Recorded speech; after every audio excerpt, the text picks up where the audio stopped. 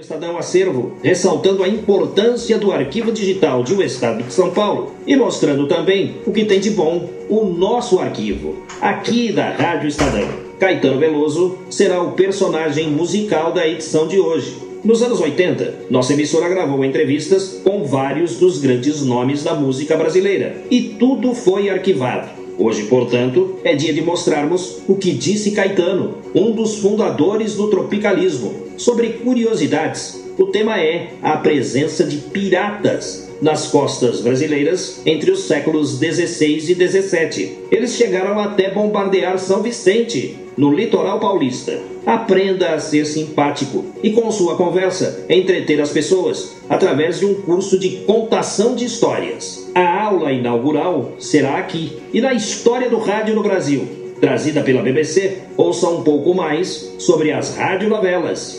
Luzes vermelhas acesas. Estúdio funcionando. Estadão Acervo no ar. Estadão Acervo. Celebração. Estadão Acervo. Fatos.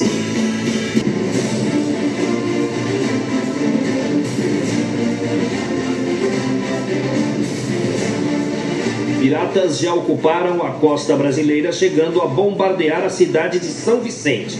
Essas informações estão no livro Piratas no Atlântico Sul, de Ernesto Reis, um apaixonado por histórias ligadas ao mar.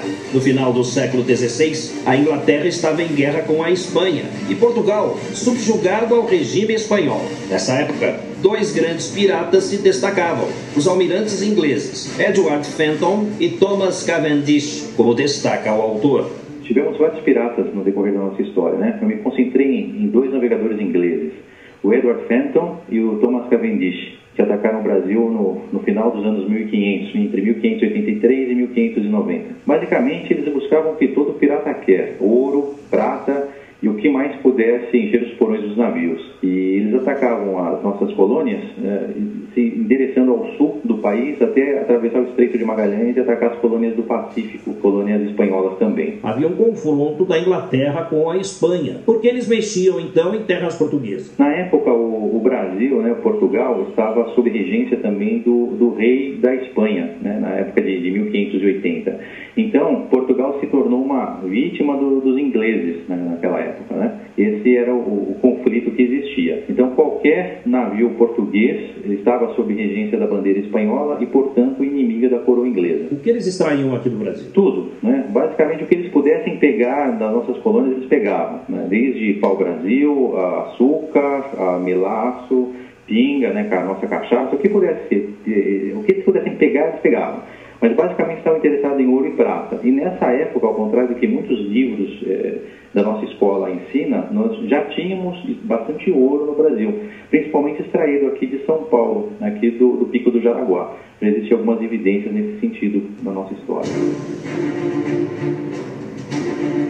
É preciso entender a diferença entre as palavras pirata e corsário. O escritor Ernesto Reis explica que pirata define um navio e seus tripulantes, sem uma bandeira nacional. Já os corsários são navios com documentação. Mas os que passaram pela costa brasileira entre os séculos 16 e 17 não exibiam bandeira, mas comercializavam com a Inglaterra. Piratas e corsários tinham a mesma finalidade: se apropriar de tudo que era extraído das novas terras.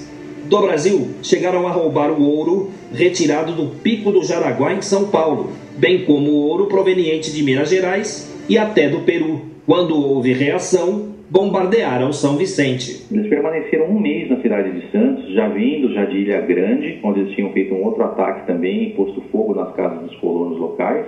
E na saída de Santos, quando eles partiram em direção ao Estreito de Magalhães, eles bombardearam a pequena vila de São Vicente. Há registros desse ataque, sobre vítimas, esse tipo de coisa? Houve poucas vítimas nesse ataque, acho que talvez uma ou duas, não mais que isso. Existem registros na nossa história, sim, a respeito desse ataque em Santos, sobre outro ataque que teve em Vitória, do Espírito Santo, mas os portugueses tentam minimizar esses ataques, não colocando o sucesso que foi na captura de bens. Então eles falam que tentam minimizar isso dizendo que eles saíram daqui com menos do que eles chegaram, o que não é verdade. Se a gente pesquisar as outras fontes de história, tanto da Espanha quanto da Inglaterra, a gente vê que eles tiveram algum sucesso, sim. E tudo isso era entregue à coroa inglesa? Sim, todo o fruto do saque dos piratas ingleses, eles eram entregues a coroas e dividido em partes entre os marinheiros pertencentes aí ao navio, né? E tudo isso sob permissão da rainha? Exatamente. Aí é onde gera aquela dúvida, né? Por que corsário ou pirata? Né? O corsário, ele recebe uma carta da rainha dizendo que ele tem permissão de atacar os inimigos da coroa, né? Então os portugueses e os espanhóis, né? Agora, para quem está sendo roubado ou lesado, era pirata.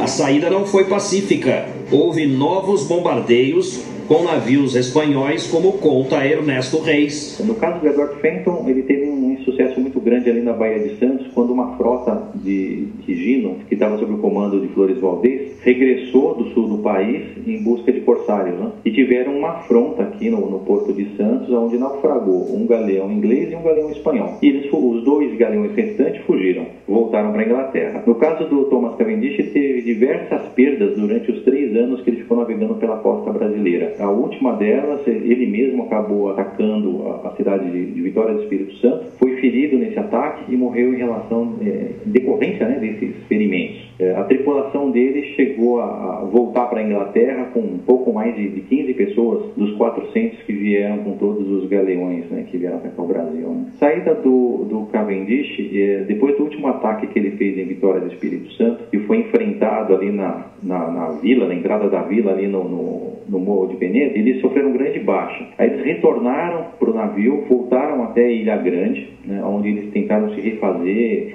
acertar o navio deles, consertar o navio deles e se preparar para o retorno.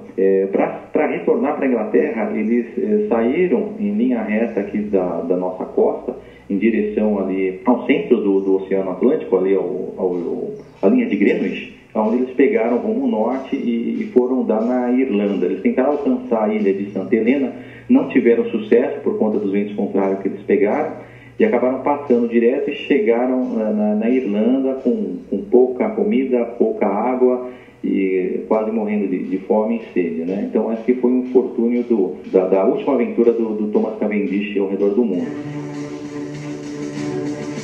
Apesar desse recuo, a presença de piratas e corsários nas costas brasileiras permaneceu até quase o início do século XVIII. Em 1580 começa essa guerra, né? Começa esse ataque de corsários. E isso se estende até próximo de 1700, quando não mais os ingleses que se tornam aliados dos portugueses, mas por holandeses e outras nações, né? Então a gente tem, inclusive, franceses, né? Franceses, inclusive, atacaram Rio de Janeiro e subjugaram Rio de Janeiro durante uma determinada época. Existem vários livros sobre isso, né? E eu estou tentando sintetizar essas histórias de uma forma a atrair os leitores jovens, né? Porque nas escolas a gente nunca ouve nada a respeito desses ataques ou narrado de uma forma que incentive a gente a leitura.